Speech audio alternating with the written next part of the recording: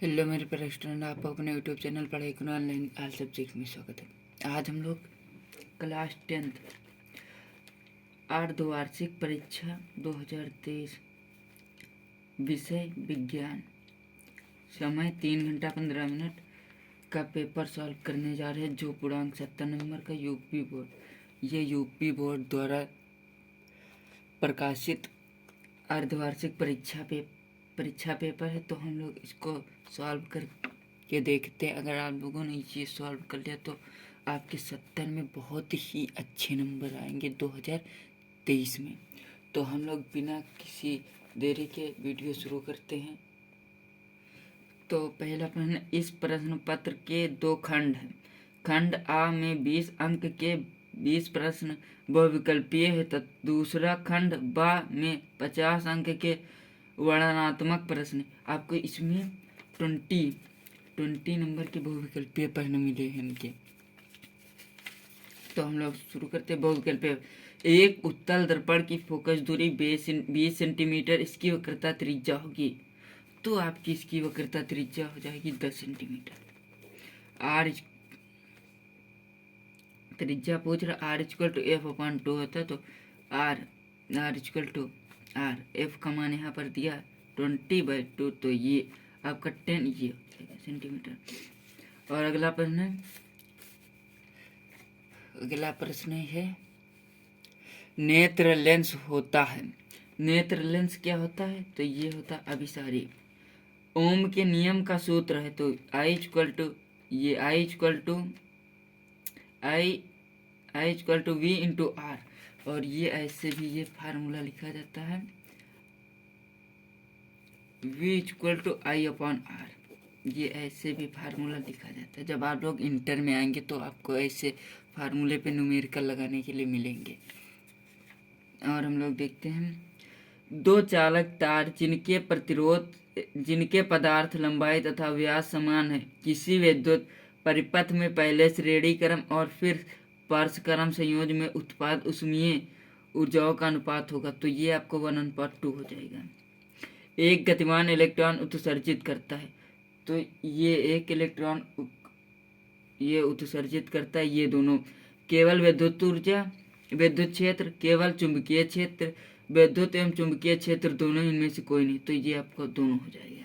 विद्युत धारा उत्पन्न करने वाली युक्ति है जनित्र, गैल्वेनोमीटर, एमीटर, मोटर। तो ये आपका जनित्र हो जाएगा। प्रकाश का वेग निम्न किस माध्यम में सबसे अधिक होता है? वायु, जल, कांच, निर्वात। तो ये आपका निर्वात में हो जाएगा। और खंड खा है। तो हम लोग खंड खा देखते हैं। संयोजन BaCl2 प्लस H2SO4 से क्रिया करें तो BaSO4 प्लस 2HCl किस प्रकार की अपक्रिया है? तो ये किस प्रकार की अपक्रिया है? क्योंकि ये यहाँ से किसी को प्रतिस्थापित, यहाँ से Cl को प्रतिस्थापित कर रहे, तो ये विस्थापन अपक्रिया है। कौन सी अपक्रिया? ये विस्थापन अपक्रिया। और हम लोग आगे का पेपर देखते हैं। और ये है अपचयन की प्रक्रिया में आपका क्या होता है? ऑक्सीजन का ह्रास होता है, हाइड्रोजन का ह्रास होता है, और हाइड्रोजन का योग होता है, ऑक्सीजन का योग होता है। उपयुक्त में से कोई नहीं होता। तो आपको यहाँ ऑक्सीजन का अपचयन की परिभाषा ये होती, ऑक्सीजन का निकलना, हाइड्रोजन का निकलना, ऑक्सीजन का जुड़ना। तो ये हो जाएगा हाइड्रोजन का ह्रास, ये सही हो जाएगा आपका। शुद्ध जल का पीएच मान 7 होता है। निम्नलिखित में से कौन सा अम्लीय है? तो ये NaCl, NaHSO4, Na2SO4, KCN। तो ये NaCl, क्योंकि Na प्लस Cl माइनस में टूटेगा। निम्न में से कौन सा तत्व धात्विक है? तो ये लिथियम हो जाएगा। और हम लोग अगला देखते, निम्न में से कौन सा तत्व तन अम्ल के साथ संयोग करके हाइड्रोजन गैस निकालता है? तो ये आपका हो जाएगा क्लोरीन। और खंड गाया, स्वपोषण के लिए आवश्यक है कार्बन डाइऑक्साइड तथा जल, क्लोरोफार्म, सूर्य का प्रकाश, ये सभी। तो आपको इसमें ये सभी हो जाएगा। और अगर आप लोगों ने ये पूरा पेपर सॉल्व कर लिया तो आपके 70 नंबर में यूपी बोर्ड में बहुत ही अच्छे नंबर आएंगे। इसका मतलब क्या, बहुत ही अच्छे नंबर 2023 में। और हम लोग आगे देखते हैं, मुकलन पाया जाता है तो ये हाइड्रा में पाया जाता है। और अगर आपको यहाँ पर एक ऑप्शन और मिल जाता है ईस्ट में, हाइड्रा यहाँ पर ना होता तो ईस्ट होता तो ईस्ट में भी पाया जाता है। डीएनए पाया जाता है, तो डीएनए पाया जाता है केंद्रिका में।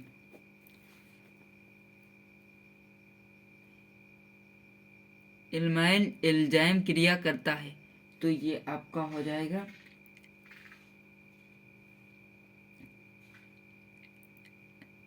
प्रोटीन्स में होगा शायद, ये हमें क्लियर नहीं। आप लोग इसे कमेंट करके ये बताएंगे इसमें क्या होगा। ये प्रश्न 7 नंबर आपका होमवर्क के लिए है। हम देखना चाहते हैं कि आप लोग कितना पढ़ते हैं। और ये परागकोश में होता है, परागकोश में होते हैं परागकण। केवल न्यूक्लिक अम्ल तथा प्रोटीन के बने होते हैं। विषाणु क्या बने होते हैं, विषाणु। तो हम लोग आगे देखते हैं। और अगला पन्ना है, फेफड़ों से शुद्ध रक्त होता, शुद्ध रक्त आता, फेफड़ों से शुद्ध रक्त आता है तो ये आपका बाएं अलिंद में, दाएं अलिंद में, बाएं निलय में, दाएं निलय में, तो ये आपका हो जाएगा दाएं अलिंद में। और खंड अब बाया, तो ये लघु उत्तरीय प्रश्न, कोई 4.0 सेंटीमीटर साइज की बीमा किसी 15 सेंटीमीटर फोकस दूरी के अवतल दर्पण से 25 सेंटीमीटर दूरी पर रखा। दर्पण से कितनी दूरी पर किसी पर्दे को रखा जाए कि स्पष्ट प्रतिबिंब प्राप्त हो। प्रतिबिंब की प्रकृति तथा साइज ज्ञात कीजिए। और अथवा में आपको ये कितने क्वेश्चन प्रश्न है, ये आपको 4 नंबर के दिए गए हैं। और ये अगला प्रश्न, अवतल दर्पण के सम्मुख स्थित वस्तु के प्रतिबिंब का बनना किरण आरेख द्वारा प्रदर्शित कीजिए जब वस्तु की स्थितिज वक्रता केंद्र पर फोकस तथा दर्पण के ध्रुव के बीच हो। अगर आप लोग ये क्वेश्चन नहीं कर पाते तो हमें कमेंट कीजिए, हम आपको ये इस क्वेश्चन का पूरा नोट्स आपको हम बना कर प्रोवाइड करेंगे। और हम लोग अगला देखते हैं, दूरदृष्टि दोष से पीड़ित एक मनुष्य के निकट बिंदु की फोकस दूरी 0.40 मीटर है, अर्थात वह कम से कम 40 मीटर की दूरी तक देख सकता है। इस दोष के निवारण हेतु उपयोग में लाए गए लेंस की प्रकृति बताइए तथा फोकस दूरी का परिकलन कीजिए। स्पष्ट दृष्टि की न्यूनतम दूरी 25 है। तो आपको इसमें आपका कौन सा लेंस लगाया गया है हम आपको बता देंगे। इसमें ये देखते हैं आपका इसमें कौन सा लेंस लगाया गया है।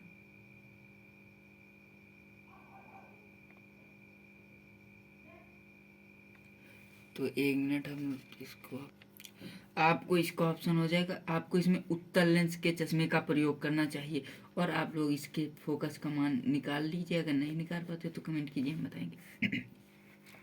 +20 डायोप्टर क्षमता के लेंस की आवर्धन क्षमता ज्ञात कीजिए जब लेंस किसी वस्तु का प्रतिबिंब स्पष्ट दृष्टि की न्यूनतम दूरी पर बना रहा हो।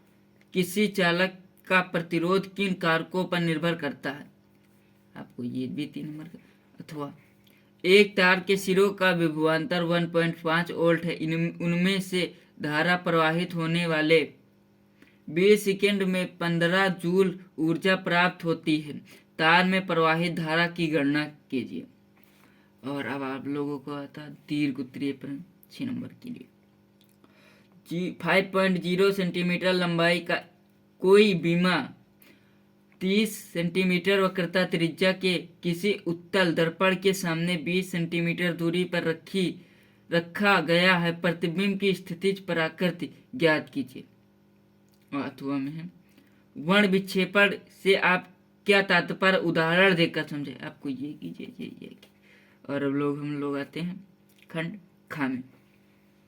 ये आपके 2 नंबर के पहने।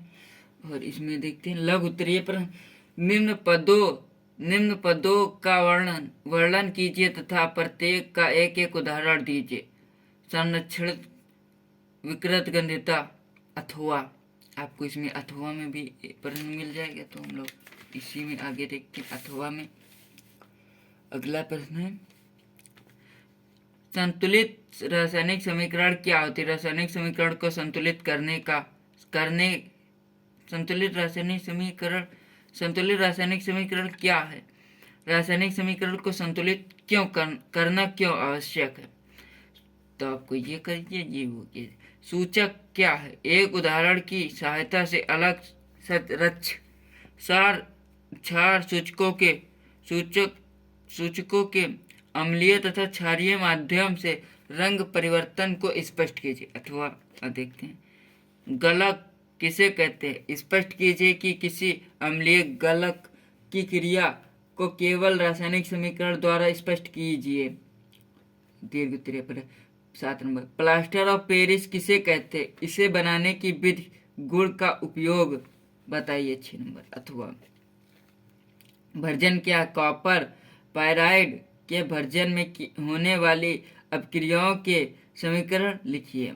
अब आता है अपना प्रश्न, बायोलॉजी, जीव विज्ञान।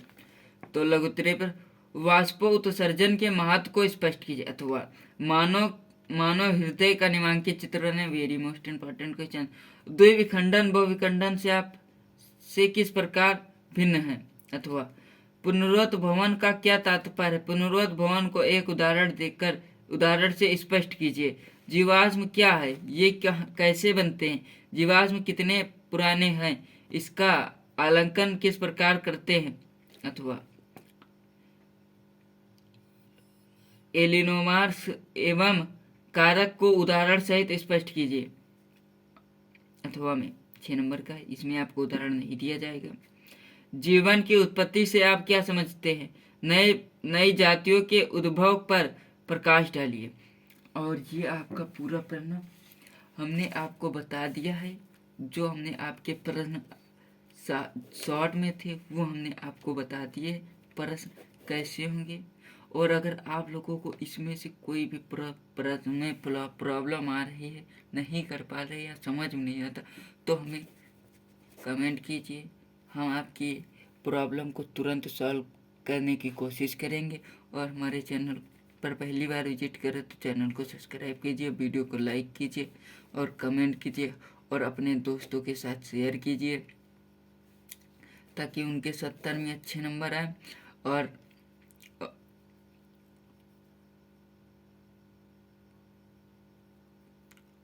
और हमारे चैनल को सब्सक्राइब अगर आप लोग कर लेंगे तो हम यहाँ पर हर रोज